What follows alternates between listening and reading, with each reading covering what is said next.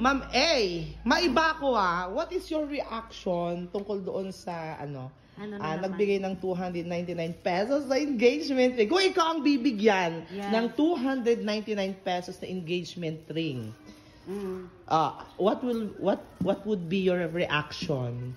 Yung reaction ko? Yes. Eh, malay mo naman, prank lang yun sa kanya. Tinetest lang kung ano yung magiging reaction niya. Prank lang? So, oo, malay mo, prank lang. Pero, paano kung totoo? Kung totoo man yun, buti nga siya, may binigay na engagement ring. Sa akin nga, wala. Ikaw, Ma'am Jen. Pareho kami ng situation. Kasi ako, ganyang engagement ring din ang natanggap ko. Pero okay lang yun. Kasi ang mahalaga, yung nagbigay ng ring. Yes! Kasama pa kayo. Sana hanggang ngayon. Wala kami sa ring pa rin. Yes. Wala kaming engagement ring na tunay. Na mamahalin. So, ibig sabihin, para sa inyo, it doesn't really matter kung magkano. Basta, love mo yung nagbibigay. It's not the ring. No? Siguro yun doon sa nagbigay ng ring. Yes. Opinion lang naman natin yun. Opinion lang naman po namin.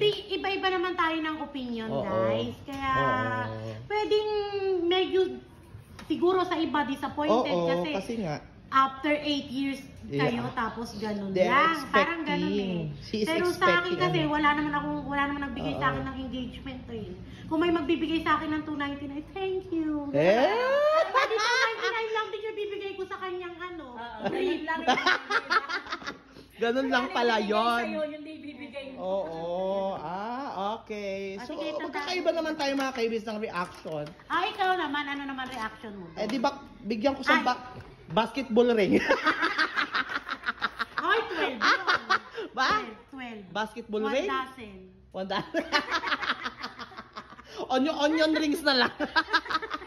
Gusto niyo naman mahal na naman ang sibuyas.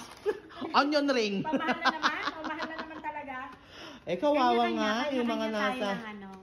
Kanya-kanya hanggang ngayon kasal pa rin Nagsasama pa rin kami. Diba? Yung ring, kahit na nawala na, andyan pa din sila. Diba? Yung iba nakasanla sa...